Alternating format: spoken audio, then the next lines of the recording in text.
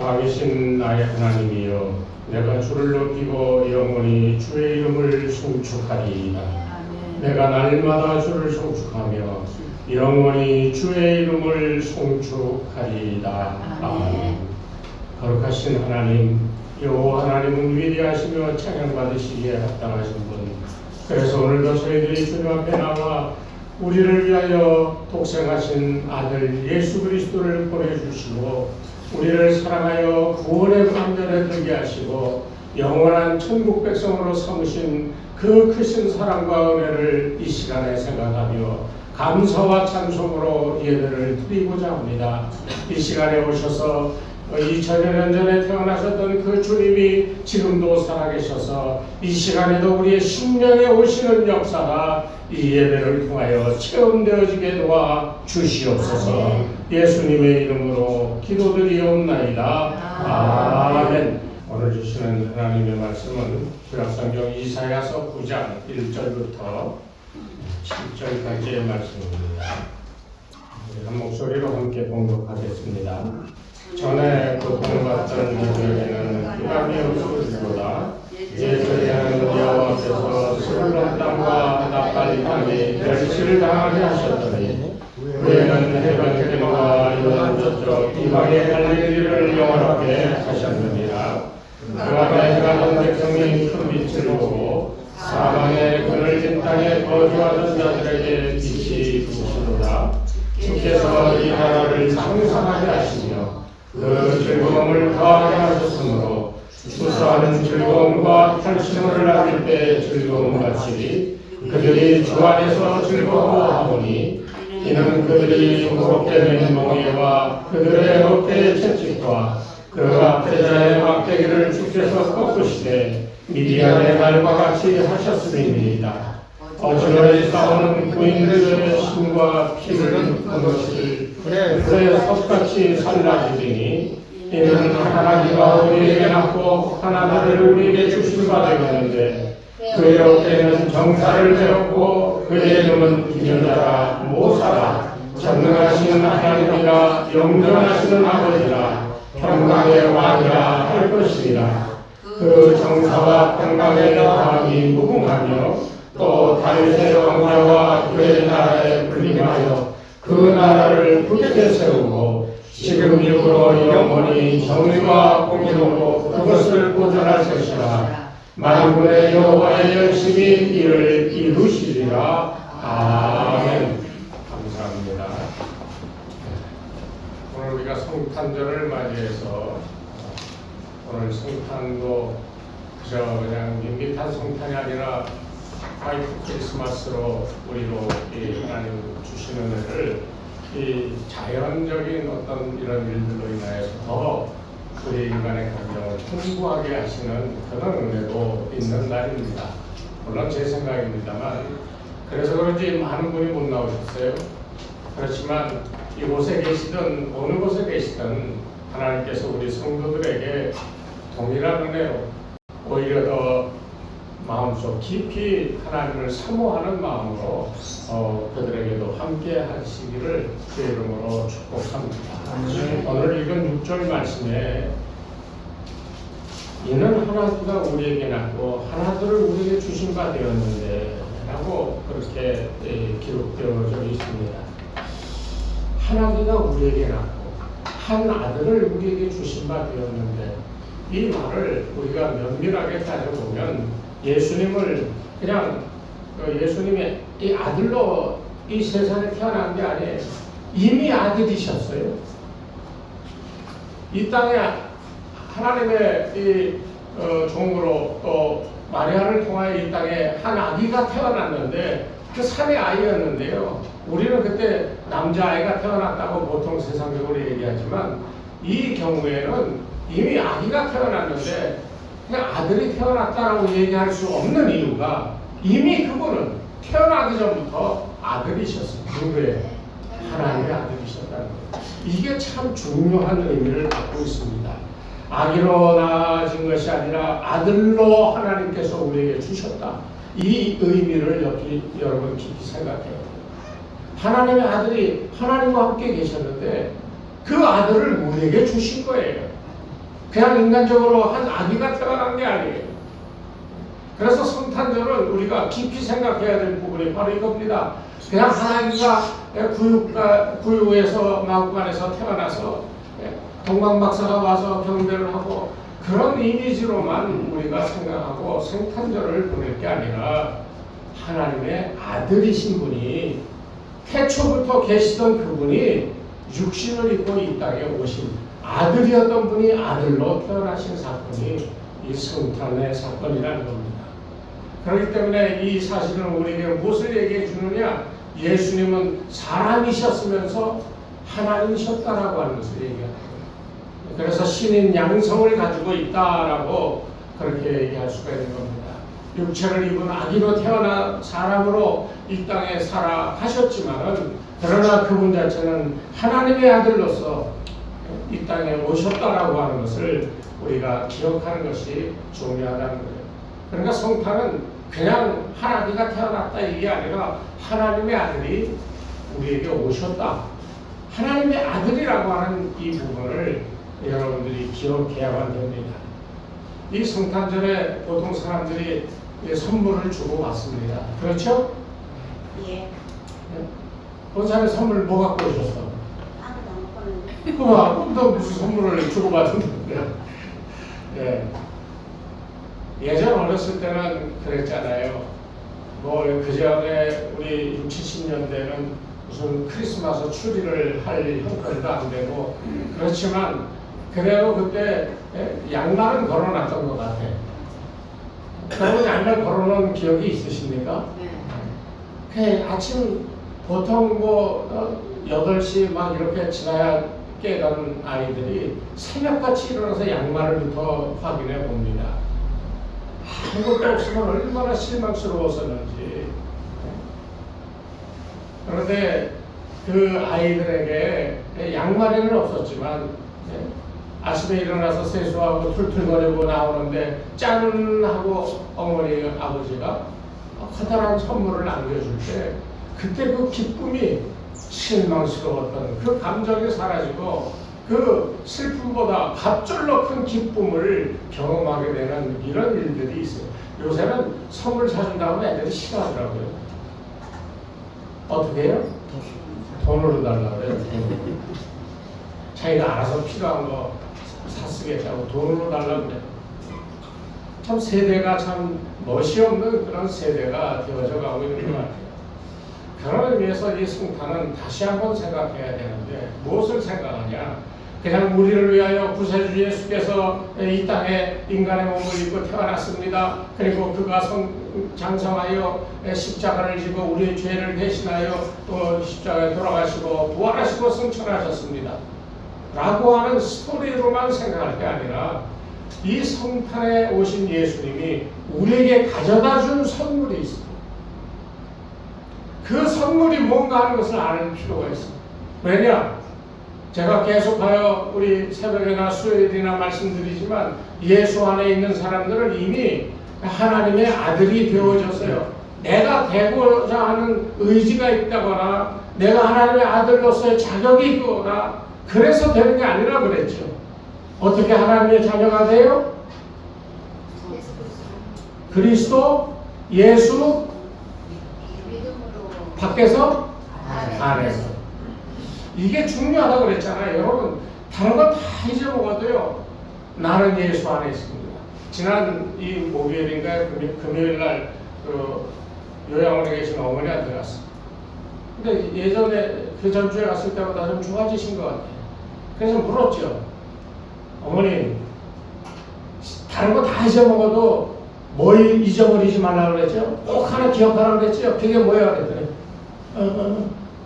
하나님, 예수님, 그거 잊지 마세요. 그랬더니 그걸 어떻게 잊죠? 그러시더라고요. 네?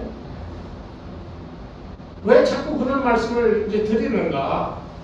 그분은 평생 예수님과 함께 살았고 예수님 안에서 정말 선한 삶을 살았거든요. 근데 마지막에도 예수 안에 있어야 되잖아요. 그 믿음이 있어야 되잖아요. 오늘 우리에게 중요한 것은 예수 안에 있을 때 예수님이 오늘 말씀드리고자 하는 4가지 선물을 우리에게 주셨어. 그런데 이미 우리는 예수 안에서 그것을 가지고 있어요, 안 가지고 있어요? 가지고 있어요? 믿습니까? 아멘.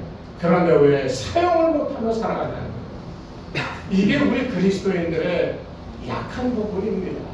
이미 다 주셨어. 그래서 우리 다 가지고 있어요.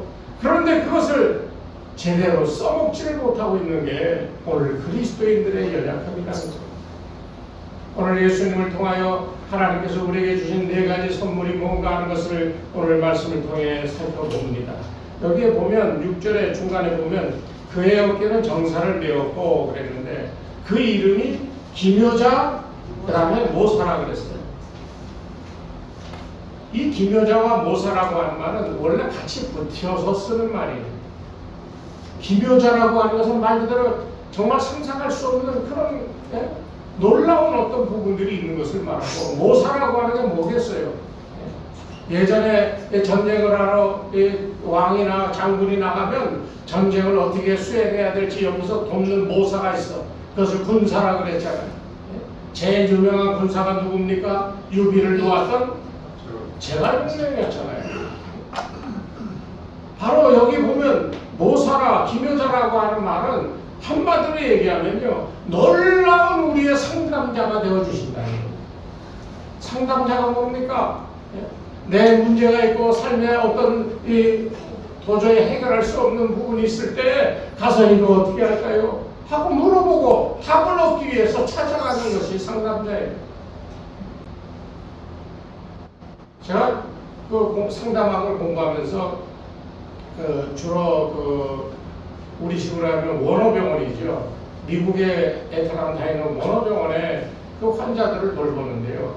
그 사람들이 제가 가면 맨날 헤이 레버런드 킹 일로 와봐 막 그래요. 가면 뭐가 필요한데 그거 좀 구해줘. 맨날 나한테 요구하는 게 이게 흑인들의 넉살이거든요. 어떤 사람은 내가 이 워크맨 꽂고 듣는데 배터리가 다 됐는데 이 배터리 좀 구해다 줘. 그럼 돈을 줘야 될 거 아니에요.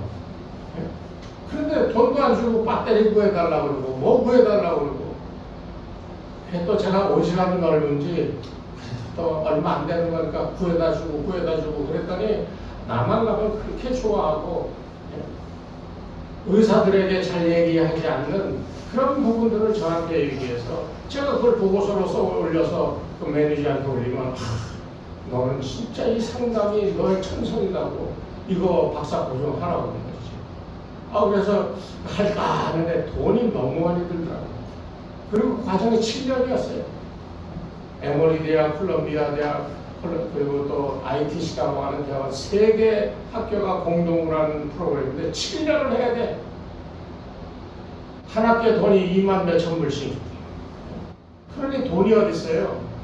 그래서 학교에서 추천하고 병원에서 추천했는데 결국은 조금 하다가 말아버렸어요. 우리 집사람들 그게 제일 아깝다고 생각하지, 아쉽다고 생각하지. 제가 이 자랑하려고 말씀드리는 게 아니라 원하는 거 와서 이렇게 해달라고 그래서 해줬더니 그렇게 좋아하더라는 거예요. 별거 아니에요. 영화는 배터리 몇 개 갖다 준 거예요. 돈을 치면 무슨 우리나라 돈으로 한 5, 6천 원이나 들었겠어. 그런데 그렇게 좋아서 막 그냥 킴 하면서 막 냄새나는 몸으로 부겨내고, 그걸 보면서 내 마음은 그런 사람들이 정말 순진하게 자기의 욕구가 만족되어지는 그 상황 속에 기뻐하는 모습을 보니까요, 이게 참 조그만 수고와 노력으로 다른 사람에게 이렇게 큰 기쁨을 줄 수 있다는 게 얼마나 중요한가 하는 그런 것을 배웠다는 거예요. 여기에 얘기하고 있는 놀라운 상담자라고 하는 게 바로 그거거든요. 우리에게 부족한 게 과연 뭡니까, 여러분? 돈입니까? 명예입니까? 권세입니까? 이거 없어도 다 살아왔잖아요. 그런데 어려운 문제에 봉착했을 때 여러분에게 가장 필요한 게 뭐예요? 아무리 좋은 교육을 배웠다 할지라도, 많은 경험을 가졌다 할지라도 우리에게 부족한 것은 여전히 영적인 지식이에요. 그것을 달리 말하면 지혜라고 얘기하는 거예요. 하늘로부터 내려오는 지혜.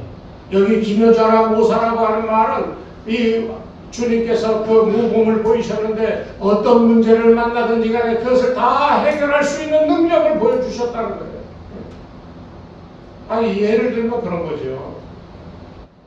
동전을 갖다 놓고 앞에는 가이사가 있고 그러니까 이거 헌금 이거 누구에게 바쳐야 되냐 그랬더니 동전 보니까 가이사의 것은 가이사에게. 그리고 결정적인 그 놀라운 사건이 가늠한 여인 데려다 놓고 돌로 쳐 죽이려고 그럴 때 예수님 뭐라 그랬어요? 가만히 앉아서 땅에 뭔가 흑적흑적 쓰시다가 뭐라 그랬어요? 네. 세상 누구도 그 상황을 말릴 수 없는 아주 극적인 상황인데 주님께서 죄 있는 자가 먼저 돌로 쳐라. 죄 없는 자. 알아서 들으시면 돼요. 죄 없는 자가 돌로 치라라고 하는 그 말 한마디에 그 여인은 노임을 받게 되고요. 죄사함까지 받고 오히려 다른 돌로 치려고 했던 사람보다 먼저 예수를 영접하는 이런 은혜도 입었잖아요. 이런 역사가 이런 지혜와 이 사건을 해결하는 놀라운 능력이 어디서부터 오느냐? 하늘로부터 오는 지혜인 거예요. 그러니까 이 기묘한 이 모사라고 하는 이 말은 오늘 우리의 삶의 상황에 어쩔 수 없고 어떤 방법도 없다라고 했을 때 조용히 주님 앞에 나가 물어야 되는 거예요. 왜? 그분은 놀라운 상담자이시기 때문에 우리에게 살 길을 알려주시고 나아갈 길을 알려주시고 우리가 무엇을 해야 될지를 우리에게 정답을 알려주시는 분이기 때문에 이 얼마나 큰 선물이냐는 거예요. 지금까지는 여러분 방식대로 여러분이 가지고 있는 믿음이라는 거 요만한 믿음 가지고 이러니 저러니 재단하며 이렇게 살고 그렇게 왔다라고 한다면 이제부터는요 문제가 생기면 먼저 이 놀라운 상담자이신 예수께 나가서 물으세요. 그래서 계속 우리 교회 이전 문제나 가정의 뭐 여러 가지 문제나 이런 것들을 우리가 기도할 때 계속해서 반복해서 기도하는 게 왜 그래요? 계속해서 묻습니다. 그러면 언젠가는 답하시겠죠. 아멘. 우리로서는 할 수 없잖아요. 기도할 때마다 그러잖아요.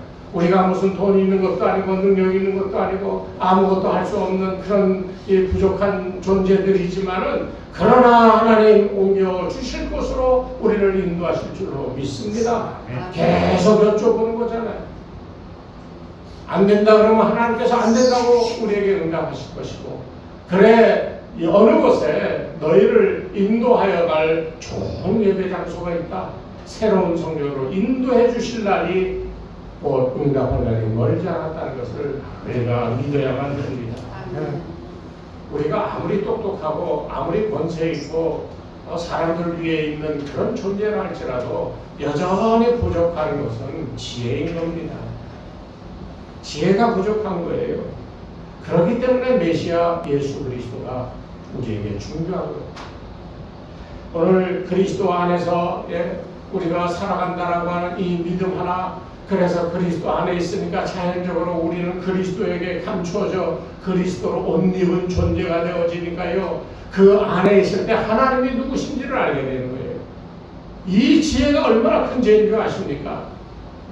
전능하신 하나님이 누구신지를 알고 그리스도 안에서 내가 그분의 피조물이라고 하는 사실을 깨닫게 되고 그리고 더 나아가서 내가 죄인이고 이 죄인인 내가 예수 그리스도 안에 있음으로 말미암아 하나님 나를 용서해 주셔서 구원받게 해주셨다는 사실을 우리로 하여금 깨닫게 하시니 이 지혜가 가장 큰 하나님의 은혜라고 하는 사실을 오늘 이 기묘자 모사라고 하는 이것을 통하여 우리에게 깨닫게 해 주시는 겁니다.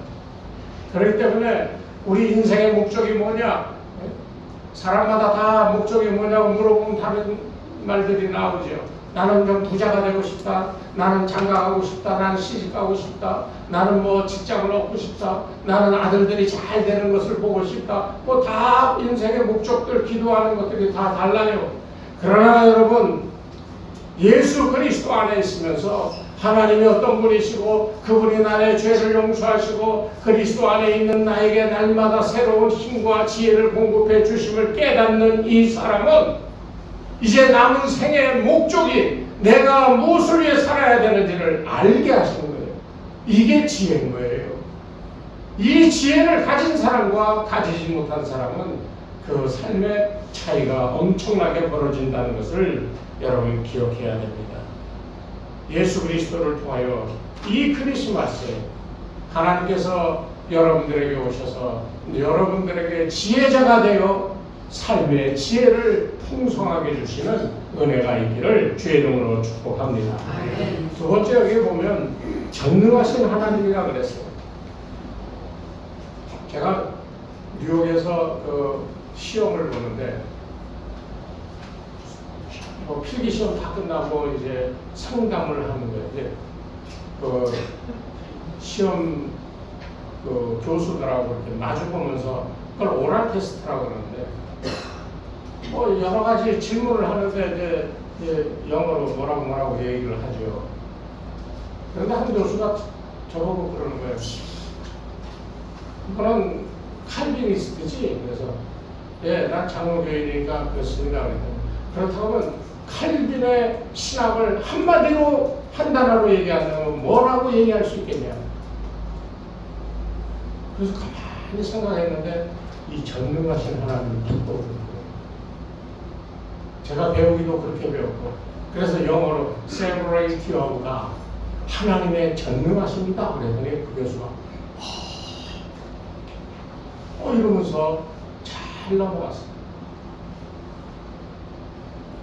하나님이 전능하시다라고 하는 것을 체험하지 못한 사람은요, 어떻게 보면 예수 믿는다 그러면서도 참 시시한 삶을 사는 거예요. 전능이 뭡니까? 영어로는 mighty라고 해요. 그래서 almighty, 모든 것에 강하다. 힘을 말하는 거예요. 세상을 살아가는데 지혜만으로 살아가는 게 아니에요. 앞에 기묘자고 모사로서 오신 예수님을 통하여 지혜를 얻고 그 지혜를 소유한 존재가 되었다 그런다면 그 다음에 필요한 게 뭡니까? 힘이에요. 힘. 받은 바 은혜대로 지혜대로 그것을 실천할 수 있는 힘. 그게 뭐 돈이 될 수 있고 지식이 되고 아니면 권세가 되고 아니면 육체적인 힘이 될 수도 있지만은 그런데 우리가 이 힘이라고 하는 것은 이런 지식이나 물질이나 권세나 육체적인 힘을 얘기하는 게 절대로 아닙니다. 이런 것들은 살면서 다 그림자처럼 지나가는 거예요. 미국에 이민 와서 사는 사람들 한인 사회 만나서 이러고 저러고 얘기하다 보면 예전에 한국에 살 때 집에 구들장 밑에 금두꺼비 한 2개씩 안 갖고 있던 사람이 없어요. 어디 가면 뭐 땅이 몇천 평 있었고 다 그런 사람들이에요. 뭐 청와대 누구하고 뭐 어쩌고 인척관계가 돼서 전화 한 통화하면 뭐 다 그렇게 빽 좋고 힘 좋고 그런 사람만 와 있어. 그런 사람들이 뭐 물어보면 알지도 못하고 뭐 자우지간 이 허풍. 그러니까 이민 와서 자기가 다른 사람들에게 얕잡아 보이지 않으려고 그냥 열심히 해서 돈 벌어서 돈으로 다 입을 발라버려요. 다른 사람이 뭐라 그러면 돈으로 갖다 쳐발라버려요. 교회에서 목사가 뭐라 그러려면 목사한테 와서 목사님하고 와서 양복 사주고 뭐 사주고 그래서 입을 돈으로 발라 말을 못하게 만듭니다. 뭐 그런 사람들이 너무나 많은데요. 그런 힘은요 다 지나가요. 지금 돌아보면 그때 그렇게 했던 사람들 다 없어져 버렸어. 교회를 떠나. 왜? 하다 안 되니까.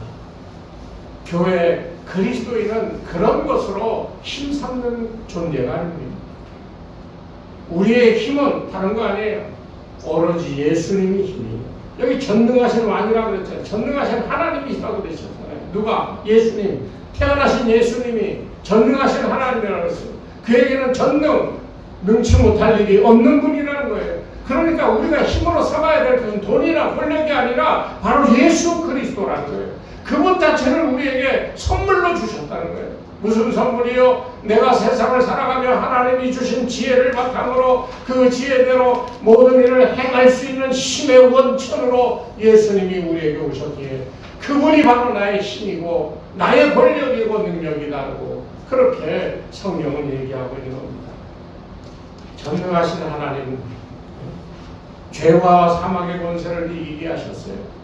그리고 흑암에서 광명으로, 지옥에서 천국으로, 사망에서 생명으로 옮겨주셨으니 그의 힘과 이 전능하심이 얼마나 큰지를 우리가 알 수 있죠.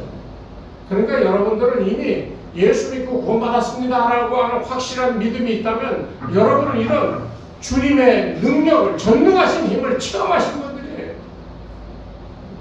사망에서 생명으로 옮겨졌잖아요. 지옥에서 천국으로 옮겨졌잖아요. 믿으십니까? 믿으세요? 그러면 바로 예수 그리스도의 이 전능하신 힘을 여러분 경험하고 있는 거예요. 이건 그저 그것으로만 끝나는 게 아니고요. 그 힘을 주시는 이유를 알아야 돼요. 왜 나를 지옥에서 천국으로, 사망에서 생명으로, 깜깜한 흑암 가운데 광명으로 나를 옮겨주셨는가? 우리로 하여금 바로 그분이 그런 전능하신 하나님이다라고 하는 사실을 증거하기 위하여 증인으로서의 사역을 감당케 하고자 이런 힘이 되어주신 것을 우리가 알아야 됩니다. 그러니까 우리는 알고 있으면서도 주님이 주신 이 기적 같은 능력을 써먹질 못하고 있는 거예요. 여러분 한 사람 한 사람이 여러분의 지식과 인격으로 사람을 대하고 전도하는 게 아니에요. 우리에게는 이와 같은 힘이 있어요. 무슨 힘이에요? 나를 이렇게 옮겨주신 전능하신 하나님의 그 능력이, 힘이 나를 이미 바꿔놨잖아요. 이 사실에 대해 우리는 잊어버리고 살아가고 있다는 거예요. 이것을 알아야 됩니다. 그래야 우리가 힘 있는 이 능력으로 이 세상을 이길 수 있습니다. 그렇기 때문에 이 성찬절에 전능하신 하나님을 영접하고 증인으로서의 사명을 감당할 수 있는 그 능력을 깨닫고 그것을 사용할 줄 아는 이런 은혜가 있기를 주의 이름으로 축복합니다. 세 번째 뭐라고 그랬어요? 영존하시는 아버지라고 그랬습니다. 전능하신 하나님도 그 하나님의 신성을 의미하지만 영존하시는 아버지라는 것도 예수님의 신성을 의미합니다. 아버지와 아들 사이인데 무슨 그게 하나님이냐? 성경에 영존하시는 아들이 아니라 영존하시는 아버지로 나와 있다는 것을 우리가 기억해야 됩니다. 이 말은 예수님을 향하여 영존하시는 아버지라고 그랬거든요. 지금 영존하시는 아버지가 누구예요? 예수님을 가리키는 말이에요. 아들인데 아버지라고 그러고 있어요. 이 말은 무엇입니까? 곧 예수님은 하나님의 아들이시지만 그러나 하나님과 동일한 분이시다라고 하는 것을 얘기하고 있는 거예요. 우리가 가봐야 알지만 예수님과 하나님이 동일하신 분으로서 그 역할이 다르다. 이게 삼위일체에 우리가 믿는 그 부분인데 아버지와 아들과 성령 각각 삼위가 있는데 그분들은 하나다. 일체다. 이게 우리 장로교에서 개신교에서 믿는 삼위일체의 내용이에요. 근데 믿어지지가 않잖아요. 그러니까 가봐야 알아. 그리고 그것을 체험해봐야 알아. 여기 영존하시는 아버지다라고 하는 이 말이 가지고 있는 것은 우리가 예수를 믿는 것이 곧 하나님을 믿는 것이 되는 것이고 예수님께 속하는 것이고 하나님께 속하는 것이다라고 하는 것을 얘기하는 겁니다.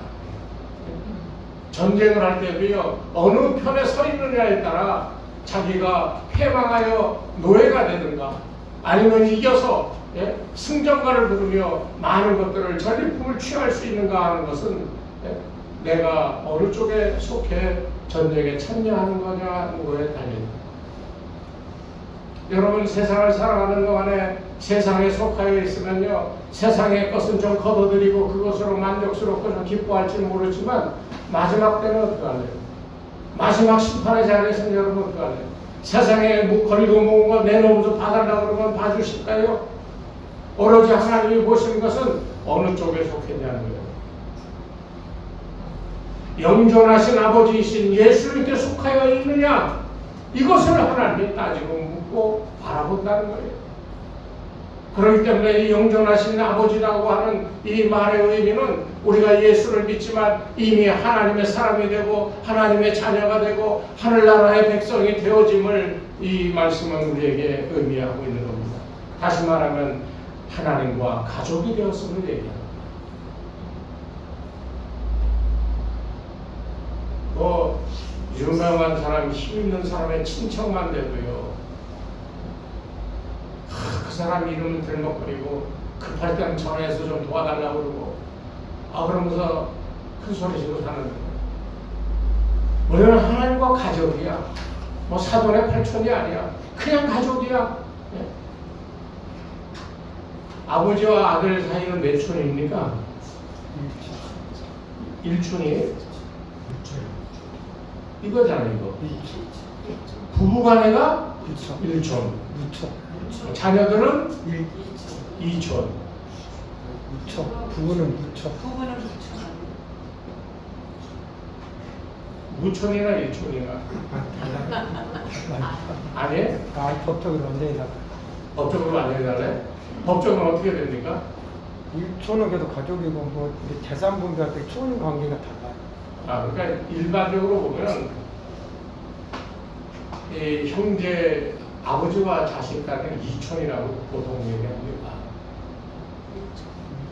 1촌. 그리고 형제끼리는 2촌.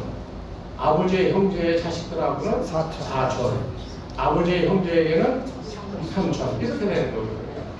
그러니까 촌수 따져서 뭐 가까우니까 좀 도와달라고, 촌수 가까우니까 그래 도와줄게, 이런 게 아니에요. 하나님의 가족이 되었다라고 하는 것은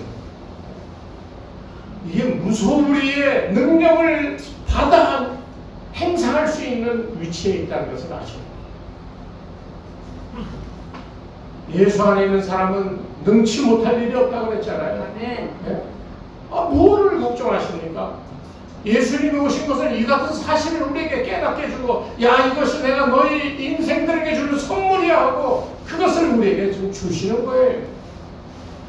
성탄은 그냥 뭐 기쁘다 구주 오셨네 끝나는 게 아니라 이렇게 우리에게 지혜를 주시고 힘을 주시고, 그리고 그 가운데 내가 하나님과 온전한 가족이 되어 하나님의 온전한 능력과 힘을 내가 사용할 수 있는 존재라고 하는 자각을 할 수 있게 해준다는 겁니다.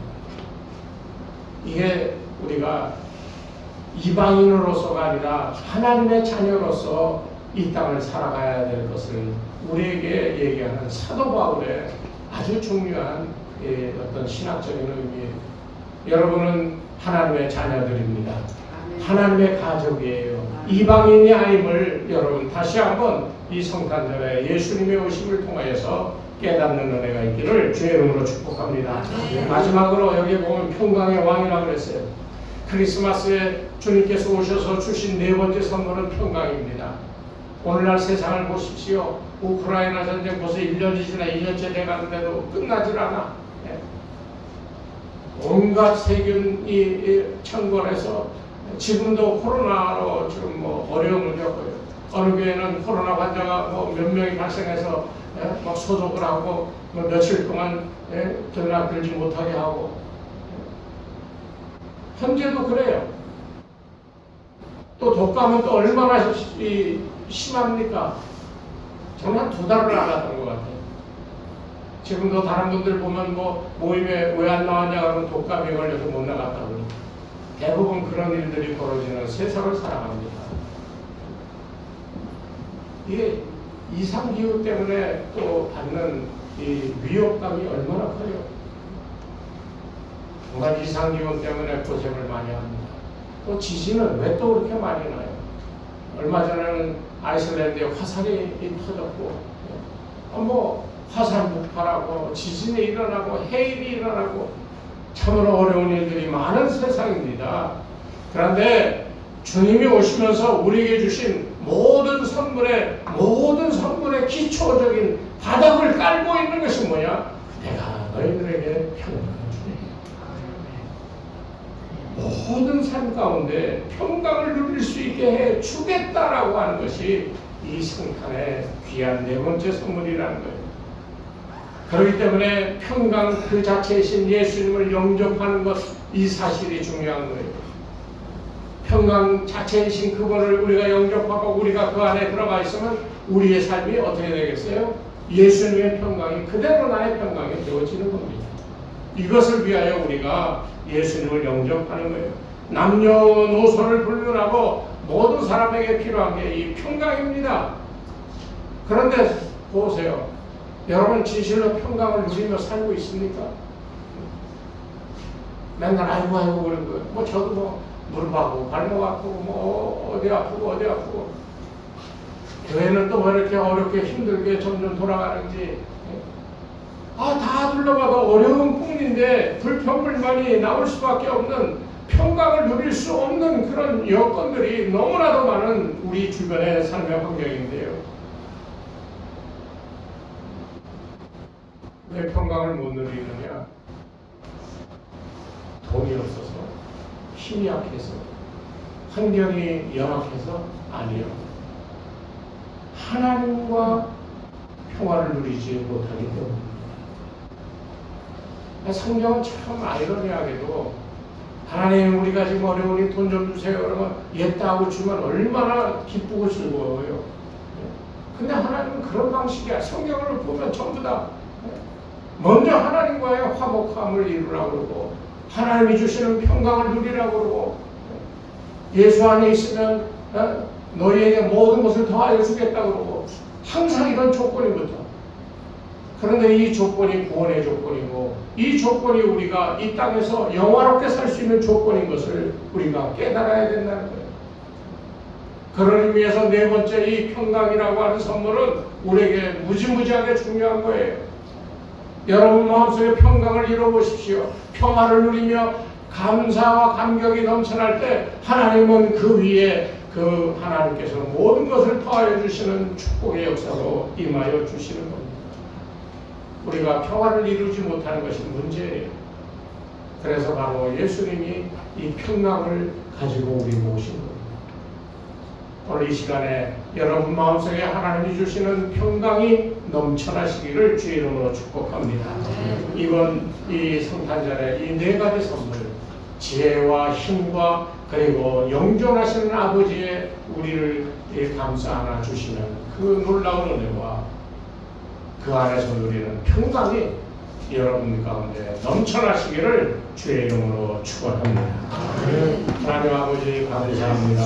부족하고 연약한 우리들에게 오신 하나님, 우리로 부족함을 넉넉히 이길 수 있는 성탄의 이 네 가지 선물을 다 받아 누리게 도와주시옵소서. 기묘자로 모사로 오신 지혜를 공급하여 주시는 그분께다가 묻게 도와주시옵시고, 그가 이 영존하시는 전능하신 하나님이라 그 능력과 힘이 우리에게 넘쳐나게 도우셔서 그 안에 이 영존하시는 아버지를 아버지라 부를 수 있는 하나님과 가족이 되어지는 놀라운 은혜가 있게 하셔서 무슨 일을 만나든지 평안이 넘쳐나고 평통케 되어지는 놀라운 축복을 이 성탄절에 다시 한번 체험하며 남은 생을 그 같은 은혜와 축복 가운데 살아가는 성도들이 되게 도와주시옵소서. 이제는 우리 주 예수 그리스도의 은혜와 하나님 아버지의 무한하신 사랑하심과 성령님의 감화감동 인도하심이 성탄의 기쁨을 안고 돌아가는, 그래서 영생토록 주님과 더불어 살아가기를 소망하는 주의 백성들 머리머리 위에, 이 교회 위에 이제로부터 영원토록 함께 하옵시기를 간절히 축원하옵나이다.